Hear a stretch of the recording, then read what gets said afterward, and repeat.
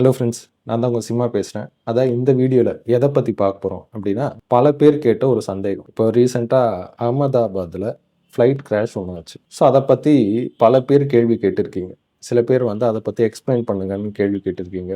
சில பேர் வந்து இதை வந்து இந்த மாதிரி விஷயங்கள்லாம் ஏன் எந்த ஜோசியரும் முன்னாடியே சொல்லலை அப்படின்ற மாதிரி சில பேர் கேள்வி கேட்டீங்க. சில பேர் வந்து இதுக்கப்புறமேட்டு அடுத்து ஏதாவது இந்த மாதிரி விஷயங்கள் நடக்க போகுதா, அது நடக்குதுன்னா எப்போ நடக்கும் அப்படின்ற மாதிரி கேள்வியெல்லாம் கேட்டிருக்கு. ஸோ இந்த வீடியோவில் நீங்கள் கேட்ட எல்லா கேள்விக்கும் பதில் கொடுக்க போகிறோம். அது மட்டும் இல்லாமல் அடுத்து வரக்கூடிய ஃப்ளைட் கிராஷு, விமான விபத்து எப்போ நடக்க அதிக வாய்ப்பு இருக்குது, எந்த ஊரில், இதெல்லாம் வந்து சொல்லணும். முதல் விஷயம், இது வந்து இப்போ இதில் வந்து சில பேருக்கு இன்னொரு கேள்வி. இந்த அகமதாபாத்தில் ஒரே ஒரு ஃப்ளைட் கிராஷில் 241 பேர் வந்து உயிரிழந்ததா நியூஸ் வந்தது. ஸோ இந்த மாதிரி ஒரு ஆக்சிடெண்ட்டில் பல பேருடைய உயிர் போகுது. இது ஒரு ஃப்ளைட் கிராஷாக இருக்கலாம், இல்லை ஏதோ ட்ரெயினில் போகும்போது ட்ரெயின் விபத்தாக இருக்கலாம், இல்லை பஸ்ஸில் போகும்போது அது ஒரு விபத்து, அதில் ஒரு 40-50 பேர் இறக்குறாங்க, அப்படி இப்படின்னு நியூஸ் வருது. ஸோ முதல்ல இந்த மாதிரி விஷயங்கள் எதனால் நடக்கும், இதற்கும் அவங்களுடைய ஜாதகத்துக்கும் என்ன சம்மந்தம் இருக்குது? அதாவது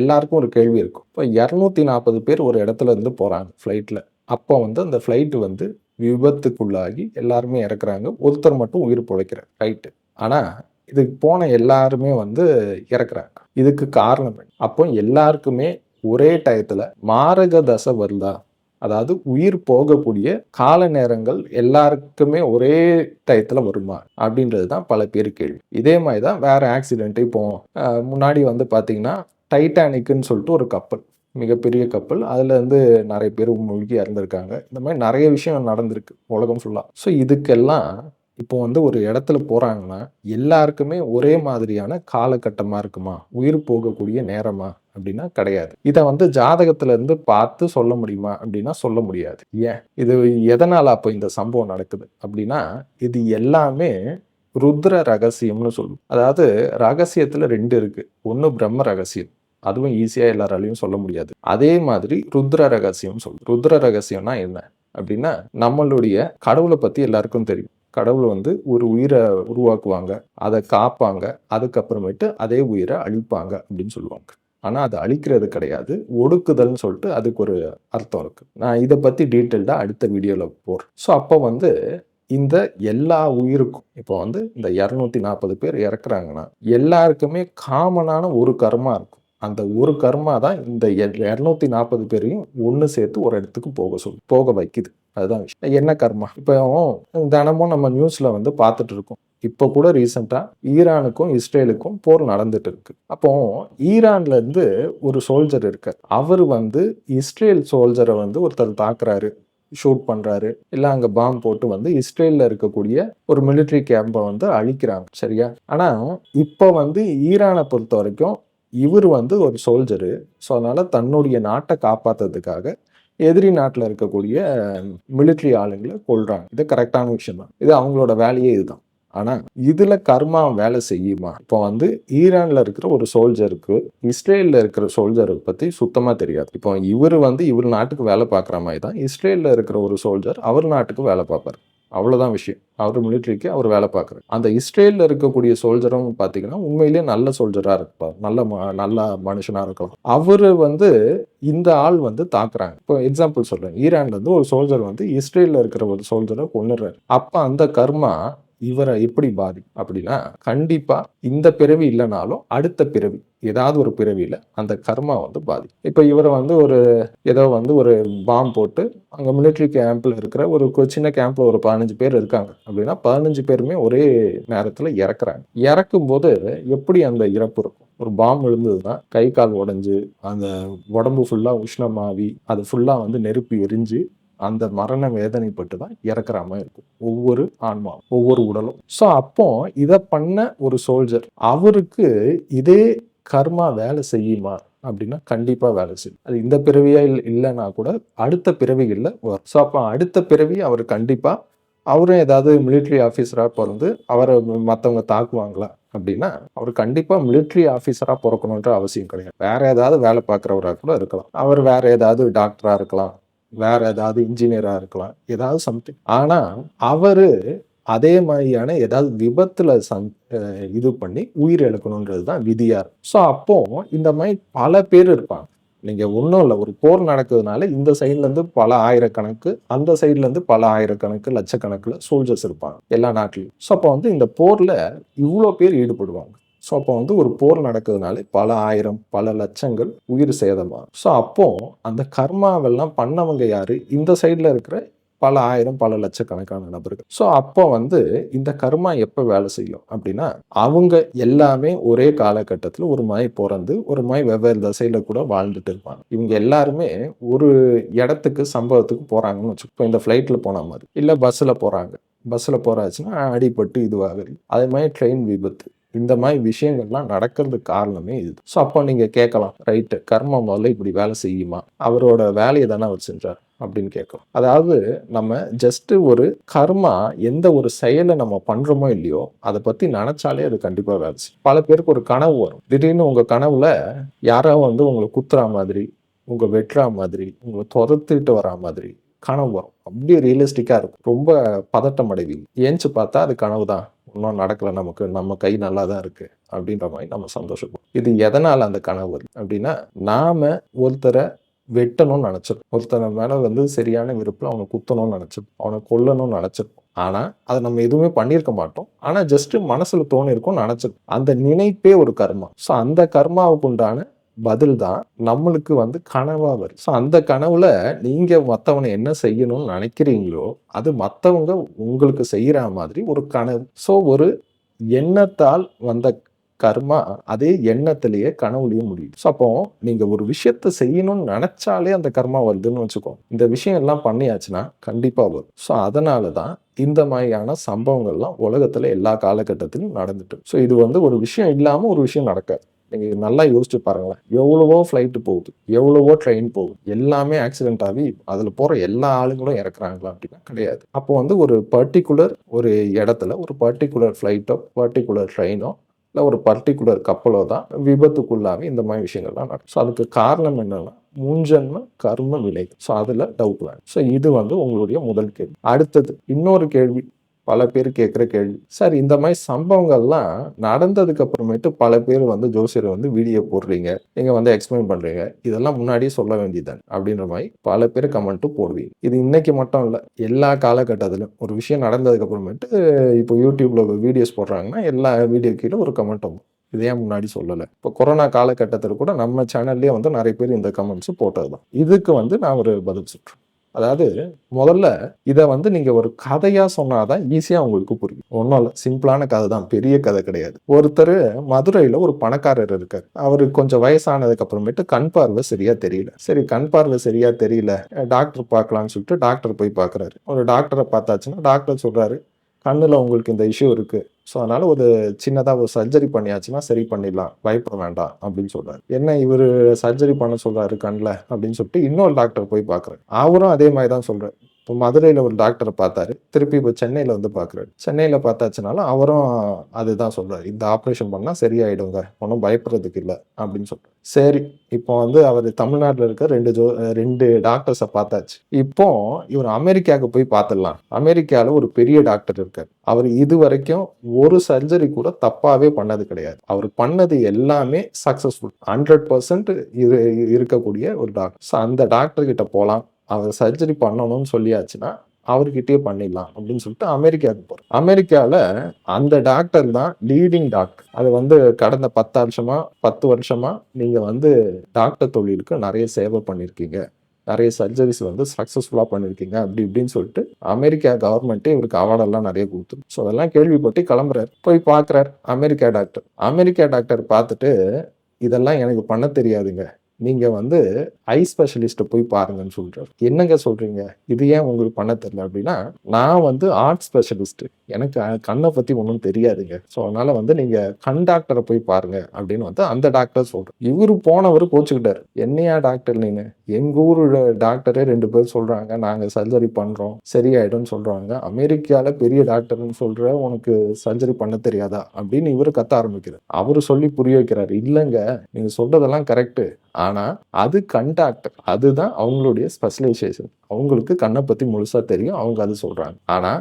நான் வந்து பார்த்தீங்கன்னா, டாக்டர். இதயத்த பத்தி எனக்கு தெரியும். ஸோ இதயத்துல என்ன கோளாறு, என்ன சர்ஜரி பண்ணணும்னாலும் நான் சூப்பரா பண்ணிருவேன். ஆனா கண்ண பத்தி எனக்கு தெரியாதுங்க. அப்படின்னு இந்த டாக்டர் சொல்றாரு. இவரு கோச்சுக்கிறாரு. எப்படி அது நீங்க டாக்டரா இருந்துட்டு இத பத்தி தெரியலன்னு சொல்லலாம். அப்படின்னா இவரு சொல்றாரு, "கண்ணு வேற, இதயம் வேற சார்" அப்படின்னு. ஆனா 2மே ஒரே உடம்புல தானே இருக்கு. அப்ப ஏன் உங்களுக்கு கண்ண பத்தி எதுவும் தெரியலாம வெறும் இதயத்த பத்தி மட்டும் எப்படி தெரியும்? உங்களுக்கு டாக்டர் தொழில் தெரியுமா? தெரியாதா? இல்ல ஊர ஏமாத்திட்டு இருக்கீங்களா?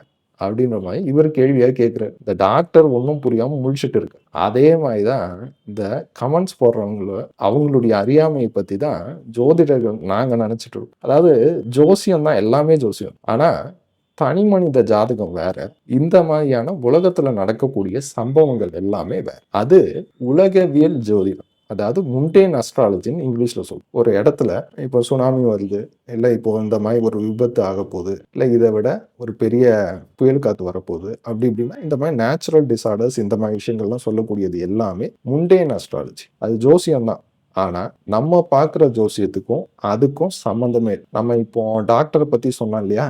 டாக்டர் தான் எல்லாமே டாக்டர் தான். ஆனா கண் டாக்டருக்கு இதயத்தை பத்தி பெருசா தெரியாது. இதய டாக்டருக்கு கண்ணை பத்தி பெருசா தெரியாது. கண் டாக்டருக்கு மூட்டை பத்தி பெருசா தெரியாது. அதுக்குன்னு வந்து எலும்பு சம்பந்தமான டாக்டர் இருந்தாங்க. அவங்களுக்கு எலும்பு சார்ந்த விஷயங்கள் பத்தி அவங்களுக்கு தெரியும். இந்த மாதிரி எல்லாருமே டாக்டரா இருந்தாலும் அவங்களுக்கு ஒவ்வொரு விஷயத்த பத்தி தான் தெரியும். அதே மாதிரி தான். இப்போ இதெல்லாம் இந்த முண்டேன் அஸ்ட்ராலஜி பார்க்குறவங்க அது தனியான ஜோதிடர். அது குறிப்பா ஜோசியர்கள்னு சொல்றத விட ரிசர்ச் பண்ணக்கூடிய நம்ம. ஏன்னா இது வந்து டோட்டலி சப்ஜெக்ட் வேற. நம்ம தனி மனுஷனுக்கு ஜோசியம் பார்க்கணும். ஸோ அதுக்கும் இதுக்கும் எந்த விதமான சம்பந்தமும் கிடையாது. முதல் விஷயம் அதை புரிஞ்சுக்கும் நிறைய பேர். இந்த புரிதல் பல பேருக்கு இல்லை. இப்போ எப்படி எல்லாருமே எல்லா விஷயத்தையும் சொல்ல முடியும் அப்படின்னா வாய்ப்பு இல்லை. இப்போ முண்டேன் அஸ்ட்ராலஜில வந்து பாத்தீங்கன்னா நிறைய ரிசர்ச் பண்ணணும். இது ஜஸ்ட் வந்து இப்போ நம்ம சாதாரண நம்மள மாதிரி ஜோசியர்கள் வந்து பாத்தீங்கன்னா ஒரு ஜாதகத்தை கொடுத்தாச்சுன்னா டக்குன்னு ஈஸியா நம்ம வந்து மக்களுடைய தேவைகள், மக்களுடைய வாழ்க்கைக்கு உண்டான விஷயங்கள் எல்லாத்தையும் சொல்ல முடியும். இந்த ஜாதகத்துக்கு என்ன மாதிரி வேலை வரும், என்ன மாதிரி படிப்பு படிக்கலாம், எந்த மாதிரி ஃபீல்டுக்கு போகலாம், எங்கே போனால் ஷைன் ஆவார், எப்போ கல்யாணம் ஆகும், எப்போ கல்யாணம் ஆகிருக்கும், ஒரு கல்யாணமா இல்லை 2 கல்யாணத்துக்கு வாய்ப்பு இருக்கா, இந்த ஜாதகத்துக்கு டைவர்ஸ் ஆகுமா, இந்த ஜாதகம் ஃபாரின் போவாங்களா, இவங்க ஃபாரின் போயாச்சுன்னா அங்கே செட்டில் டவுன் ஆவாங்களா, இல்லை எப்போ ஃபாரின் போவாங்க, இந்த மாதிரி பல விஷயங்கள் ஒரு ஜாதகத்தை வச்சு ஈஸியாக டக்குன்னு கேட்குற கேள்விக்கு பதில். ஏன்னா நம்மளுடைய ஸ்பெஷலைசேஷன் அதில் தான். இப்போ நம்ம யூடியூப்ல மூலியமா வந்து இவ்வளோ நாள் இவ்வளோ வருஷமா வந்து ஜோசியம் பார்த்துட்டு இருக்கோம். அதில் பாதி பேர் கிட்ட ஃபாரின்ல தான் இருக்காங்க. இப்போ வந்து நம்ம தமிழ் ஆளுங்க தமிழ்நாடை விட ஃபாரின்ல நிறைய பேர் இருக்காங்க. US, Canada, Australia, Singapore, Malaysia, even பிரான்ஸ்ல முதல் கொண்டு எல்லா நாட்டிலும் தமிழர்கள் இருக்காங்க. ஸோ அந்த மாதிரி எல்லாருக்கும் நம்ம ஜோசியம். ஸோ அதனால நமக்கு வந்து என்ன ஒரு பெனிஃபிட் இருக்குன்னா ஒரு ஜாதகத்தை பார்த்தோன்னு ஈஸியாக சொல்லணும். அந்த ஆள் ஃபாரின் போவாங்களா, இல்லை போயாச்சுன்னா செட்டில் டவுன் ஆவாங்களா, இல்லை கிரீன் கார்டு கிடைக்குமா, இந்த மாதிரி கேள்விகள்லாம் ஈஸியாக சொல்லணும். ஏன்னா நாம வந்து பாதி ஜாதகத்துக்கு மேல ஃபாரின்ல இருக்கிறவங்களுக்கு ஜோசியம் பார்க்கணும். ஸோ அதனால இந்த விஷயங்கள் சொல்ல முடியும். இது தமிழ் ஆளுங்க இந்தியன்ஸ் மட்டும் இல்லாமல் இலங்கை தமிழர்கள் எல்லா நாட்டிலையும் இருக்காங்க. ஸோ அவங்களுக்கும் நிறைய ஜோசியம் பார்க்கணும். ஸோ அந்த மாதிரி விஷயங்களும் நம்ம பார்த்து சொல்ல முடியும். இப்போ கல்யாணமும் அதே மாதிரி தான். இப்போ ஃபாரின்ல இருக்கிறவங்களுக்கு உங்க இனத்திலேயே கல்யாணம் நடக்குமா, இல்லை வெளிநாட்டுக்காரங்களை கல்யாணம் பண்ணுவீங்களா, வேற மதத்தவர்களை கல்யாணம் பண்ணுவீங்களா, அதெல்லாம் வந்து ஈஸியாக சொல்ல முடியும். அதே மாதிரி ஒவ்வொரு தொழிலில் இருக்கிறவங்க, இப்போ நம்ம ஜோசியத்தை பொறுத்த வரைக்கும் நிறைய இன்ஜினியர்ஸு,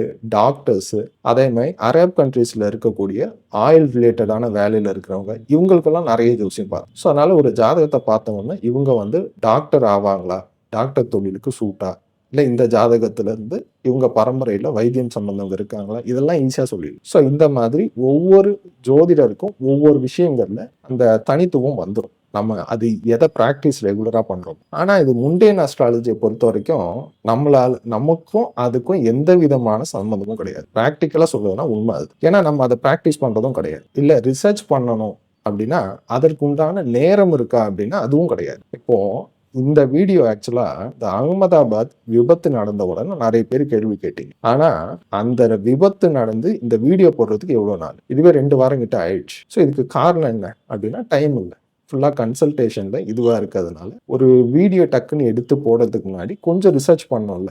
இப்போ வந்து அடுத்த விபத்து எப்போ நடக்குது, எங்கே நடக்குது அப்படின்றதுக்கு கொஞ்சம் நம்மளாவது கொஞ்சமாக ரிசர்ச் பண்ணோம் இல்லையா, அதுக்கு ஒரு 1/2 நாள் 1 நாளாவது ஒதுக்கும். ஸோ அதுக்கே டைம் இல்லை. ஸோ அப்போ வந்து இந்த வீடியோ போடுறதுக்கு முன்னாடி ஒரு அரை நாள் நான் இதுக்கு தான் ஸ்பெண்ட் பண்ணேன். அடுத்த விபத்து எப்ப நடக்க வாய்ப்பு இருக்கு, எந்த ஊர்ல நடக்க வாய்ப்பு இருக்கு அப்படின்றதெல்லாம் பார்க்கறதுக்கு டைம் ஆச்சு. ஸோ இந்த மாதிரி பிராக்டிக்கலாவும் பார்த்தீங்கன்னா, நம்மளுக்கு அந்த டைம் ஒத்து வர மாட்டேங்குது. ஆனா ரிசர்ச் பண்றவங்க வந்து பார்த்தீங்கன்னா, தனி மனித ஜாதகத்த அதிகமா பார்க்க மாட்டாங்க. அவங்க ரிசர்ச் இதுலயே இருப்பாங்க. ஸோ அந்த மாரி நபர்கள் வந்து அதுல கில்லாடியா ஸோ அதுதான் பிராக்டிக்கல் டிஃபிகல்ட்டி. ஸோ இத முதல்ல மக்கள் புரிஞ்சுக்கணும். ஏன்னா எல்லா ஜோசியருமே எல்லாருமே சொல்லுவாங்க, எல்லாத்தையும் சொல்ல முடியும் அப்படின்னா கண்டிப்பா முடியாது. நான் பிராக்டிக்கலா சொல்றேன். ஒத்துக்கவே முடியாது. கண்டிப்பா அதெல்லாம் சொல்ல முடியாது. சில பேர் வந்து இதுலயும் ஒரு குரூப் இருக்கு. இந்த மாரி சம்பவம் நடந்த உடனே, எனக்கு இதெல்லாம் முன்னாடியே தெரியுமே. நான் 2 நாள் முன்னாடி கூட தான் பக்கத்து வீட்டுக்காரங்கிட்ட சொல்லிட்டு இருந்தேன். ஒரு 4 நாள் முன்னாடி என் எதிர்த்த வீட்டுக்காரங்கிட்ட சொல்லிட்டு இருந்தேன். ஒரு 2 நாள் முன்னாடி என் ஃப்ரெண்டு கிட்ட ஃபோன் பேசும்போது சொல்லிட்டு இருந்தேன். அப்படின்ற மாரி சம்பவம் முடிஞ்சதுக்கு அப்புறமேட்டு வந்து சொல்லுவாங்க. இதெல்லாம் சரிங்க. அது ஆனா முன்னாடி வந்து ஃப்ரெண்டு கிட்ட சொன்னீங்கன்னா, இப்பயும் ஃப்ரெண்டு கிட்ட ஃபோன் போட்டு சொல்ல வேண்டியதானே. ஆனா இப்ப சொல்ல மாட்டாங்க. இப்ப நாங்க வீடியோல வந்து சொல்லுவோம். அப்படின்ற மாரி சில பேர் இருப்பாங்க. ஸோ அது வந்து ஒரு கேட்டகரி. இன்னொரு கேட்டகரி இந்த விஷயம் நமக்கு தெரியுமா தெரியாதா? அவ்வளோதான் விஷயம். எனக்கு முண்டேன் அஸ்ட்ராலஜி நான் ரிசர்ச் பண்றது இல்லங்க. எனக்கும் அதுக்கும் சம்மந்தம் இல்லங்க அப்படின்னு சொல்லியாச்சுன்னா முடிஞ்சுது. ஆனா இத யாராவது சொல்றாங்களா அப்படின்னு சொல்லவே மாட்டாங்க. எனக்கு எல்லாமே தெரியும். அப்படின்றது தான் பாதி பேர் இங்க இருக்கிற நிலைமை. இதுவாவது பரவால்ல. சில பேரு ஜோசியம் நீங்க யார்கிட்ட கத்துக்கிட்டீங்க?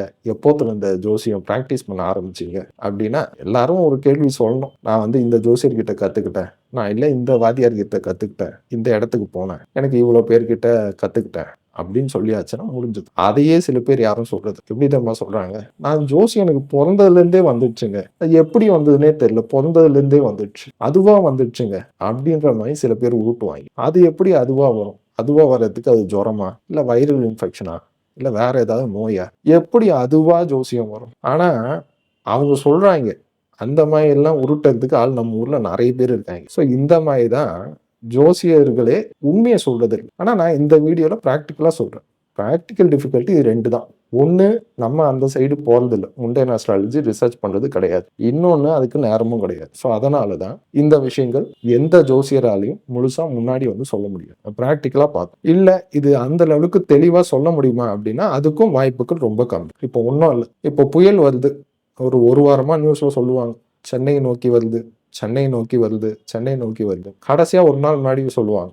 இல்லங்க சென்னையை நோக்கி வராம இருந்தது. பக்கத்துல இப்போ ஆந்திராக்கு ஷிஃப்ட் ஆயிடுச்சு புயல் அப்படின்றாங்க. இவங்க யாரு சொல்றது அப்படின்னா, வானிலை நிபுணர்கள். அவங்க வானிலைய சொல்லக்கூடிய எக்ஸ்பர்ட்டே இப்படிதான் சொல்றாங்க. அது அவங்க மேல தப்பா அப்படின்னா, இது தப்பு சொல்றதுக்கு இல்ல. அது வந்து காத்து வந்து அடிக்குது. காத்து கொஞ்ச நேரம் இப்படி இந்த மாதிரி திரும்பி அடிச்சதுன்னா, அது ஆந்திரா பக்கம் போகும். இப்படி திரும்பிச்சுன்னா, அது ஸ்ரீலங்கா பக்கம் போயிடும். அவ்வளவுதான். ஸோ இதே மாதிரி தான் முண்டேன் அஸ்ட்ராலஜி. துல்லியமா சொல்றது அவ்வளோ ஈஸி கிடையாது. அந்த லெவலுக்கு எக்ஸ்பர்டைஸ் ஆகிறதுக்கு, ரிசர்ச் பண்றதுக்கு, அதுக்குன்னு ஃபுல்லா டெடிகேட்டடா ஒருத்தர் இருக்கணும். ஸோ அந்த மாதிரி நபர்கள் நம்ம ஊர்ல அந்த லெவலுக்கு அதிகமா இருக்காங்களான்னா கிடையாது. இருப்பாங்க. ஒரு சில பேர் இருக்காங்க. ஆனா அந்த லெவலுக்கு அதிகமா இருக்காங்களா?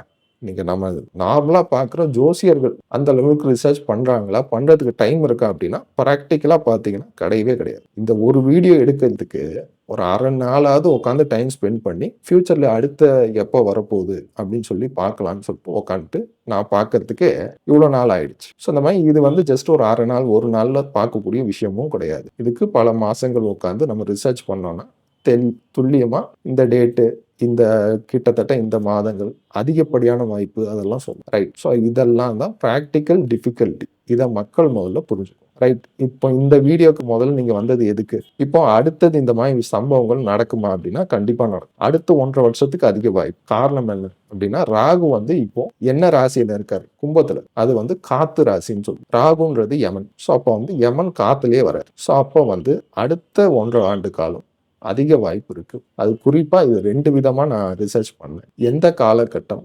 எந்தெந்த நாடுகள்ல அதிக வாய்ப்பு இருக்கு, அதுக்கு அடுத்தது இந்தியாலனா எந்தெந்த மாதங்கள்ல எந்தெந்த ஊர்ல அதிக வாய்ப்பு, அதை பத்தி சொல்றேன். அதாவது இதுல அதிகப்படியான ரிஸ்க் இருக்கக்கூடிய மாதங்கள் இந்த வருஷம் November December 2025 November December, 2026 April மாதம், அதுக்கப்புறமேட்டு ஜூலை மாதம், 2026 ஏப்ரல் ஜூலை வரும். அதுக்கப்புறமேட்டு 2027 பிப்ரவரி மார்ச், இந்த மாதங்கள்ல தான் அதிகப்படியான இந்த மாதிரி சம்பவங்கள், விமான விபத்துகள் வர வாய்ப்புகள் உண்டு. அதுல இன்னும் சில விஷயங்கள் நாடுகள்ல பாத்தீங்கன்னா, நவம்பர் 15ஆம் தேதியில இருந்து கிட்டத்தட்ட நவம்பர் 15ன்னு சொல்றது 1ஆம் தேதியில இருந்து எடுத்துக்கலாம். நவம்பர் 15ல இருந்து 29 வரைக்கும் மோஸ்ட்லி வந்து இந்தியா, சவுத் ஈஸ்ட் ஏஷியாவில் இந்த மாதிரி சம்பவங்கள் நடக்க வாய்ப்பு இருக்கு. அப்புறம் ஏப்ரல் 10லேருந்து 18ஆம் தேதி வரைக்கும் 2026 ஏப்ரல் 10லேருந்து 18 வரைக்கும் மிடில் ஈஸ்ட், இந்தியா, அதே மாதிரி ரஷ்யா இதுக்கு வாய்ப்பு இருக்கு. அடுத்தது ஜூலை 1ஆம் தேதியிலேருந்து 15ஆம் தேதி வரைக்கும் அந்த 2 வாரங்கள் ஏசியா பசிபிக், ரஷ்யா, அலாஸ்கா இந்த மாதிரி இடங்கள்ல இந்த மாதிரி விபத்துகள் நடக்க வாய்ப்பு இருக்கு. அதுக்கு அடுத்தது செப்டம்பர் மாதம் 17லேருந்து 20 வரைக்கும் அந்த 4 நாள் 17, 18, 19, 20 அந்த 4 நாட்கள்ல குறிப்பா ஆப்பிரிக்கா, ஈஸ்ட் யூரோப், இந்தியா இதுல கொஞ்சம் வாய்ப்பு. பிப்ரவரி மாதம் 2027 இப்போ வந்து பார்த்தீங்கன்னா சவுத் ஏஷியா, இமாலயாஸ் இந்த இடங்கள்ல எல்லாம் விபத்துக்கு கொஞ்சம் வாய்ப்பு உண்டு. ஸோ இந்த விஷயங்கள் இது குறிப்பா எந்த இந்தியாவை பொறுத்த வரைக்கும் பார்த்தீங்கன்னா இந்த நவம்பர், டிசம்பர் 2025 நவம்பர், டிசம்பர் குறிப்பா மும்பை அது ரொம்ப முக்கியம். இந்த மும்பை ரிலேட்டடான விஷயங்கள்ல இந்த மாதிரி இது நடக்கிறதுக்கு அதிக பாசிபிலிட்டிஸ் உண்டு. நவம்பர், டிசம்பர் 2 மாதமே அது திருப்பி பார்த்தீங்கன்னா மும்பை, அகமதாபாத் காட்டுது. இந்த இடங்கள்ல கொஞ்சம் வாய்ப்பு இருக்கு. அதுல குறிப்பா மும்பையில நவம்பர், டிசம்பர் இந்த 2 மாசம் அதிக வாய்ப்பு இருக்கு. அடுத்த 1.5 ஆண்டு காலம் வரைக்குமே இந்த மும்பையில மட்டும் கொஞ்சம் கவனமா இருக்கும். அதுக்கப்புறம் 2026 ஜனவரி 10ஆம் தேதியிலிருந்து 20ஆம் தேதி வரைக்கும் டெல்லி, கொல்கட்டா அந்த 2 இடங்கள். அப்புறம் ஏப்ரல் 12லேருந்து 20 வரைக்கும் மும்பை, திருவனந்தபுரம், மும்பை, திருவனந்தபுரம் கொஞ்சம் கவனமா இருக்கணும். ஸோ இந்த மாதிரி விஷயங்கள் அங்க இருக்கு. சரிங்களா? அப்புறம் ஜூலை 2ஆம் தேதியிலேருந்து 12ஆம் தேதி வரைக்கும் 2026 நான் சொல்றது ஜூலை 2ஆம் தேதியிலேருந்து 12ஆம் தேதி வரைக்கும் மேங்களூர், சென்னை இதுக்கு வாய்ப்பு இருக்கு. செப்டம்பர் 17லேருந்து 20 வரைக்கும் 2026 செப்டம்பர் 17லேருந்து 20 வரைக்கும் குவஹாத்தி, கொல்கட்டாலையும் வாய்ப்பு. அப்புறம் பிப்ரவரி, மார்ச் இந்த 2 மாதங்கள் 2027 பிப்ரவரி, மார்ச் இந்த காலகட்டங்கள் பார்த்தீங்கன்னா வெஸ்ட் இல்ல சவுத் ஜோன் ரிலேட்டடான இடங்கள்ல வாய்ப்புகள் உண்டு. ஸோ இந்த மாதிரி தான் நான் அன்னைக்கு ரிசர்ச் பண்ண லெவலுக்கு இருக்கு. இது எந்த லெவலுக்கு துல்லியம் அப்படின்னா 100% துல்லியமா அப்படின்னா வாய்ப்பு இல்லை. ஏன்னா நான் வந்து ரிசர்ச் பண்றதே ஒரு 1/2 நாள் தான் டைம் கிடைச்சது. ஸோ அதுல பார்க்கும்போது இந்த இடங்கள்லாம் காட்டுதே தவிர 100% இதுல இந்த சம்பவம் நடந்தே தீரும் அப்படிலாம் கிடையாது. இந்த சம்பவங்கள் இந்தந்த நாளுகள்ல நடக்கலைன்னா எனக்கே ரொம்ப சந்தோஷம். காரணம் என்ன அப்படின்னா நம்ம ஒரு விஷயம் நல்லது சொல்றோம். இது ஒரு ஜாதகத்தை பார்த்து உங்களுக்கு இந்த டயத்துல கல்யாணம் நடக்குங்க அப்படின்னா கல்யாணம் நடந்ததுன்னா ரொம்ப சந்தோஷப்படும். இந்த மாதிரி நெகட்டிவான விஷயங்கள் நடக்கக்கூடாதுன்றது தான் உண்மையிலே நான் கடவுளை வேண்டிக்கிறேன். அடுத்த 1.5 வருஷத்துக்கு திரும்பவும் எந்த விபத்துக்கும் அதிகமா ஏற்படாம இருக்கிறது தான் நல்லது. ஸோ அதுக்கு மட்டும் இறைவனை வந்து எல்லாரும் வேண்டிக்கும். ஆனா இப்போ அந்த முண்டேன் அஸ்ட்ராலஜி ரிசர்ச் பண்ண லெவலுக்கு இதுதான் டேட்டு கார்டு. சரிங்களா? ஸோ இதுக்காக வந்து ரொம்ப போட்டு குழப்பிக்க வேண்டாம். ஸோ ஜோசியர் வந்து இந்த மாதிரி சில விஷயங்கள் சொல்லலைன்னா அவங்களுக்கு ஜோசியம் தெரியாது அப்படின்னு அர்த்தம் கிடையாது. இது வேற ஃபீல்டு, இது வேற. அது ஆர்ட் ஸ்பெஷலிஸ்ட்டுக்கும் கண்டாக்டருக்கும் என்ன வித்தியாசமோ அதே தான் இருக்கு. சரிங்களா? Thank you friends.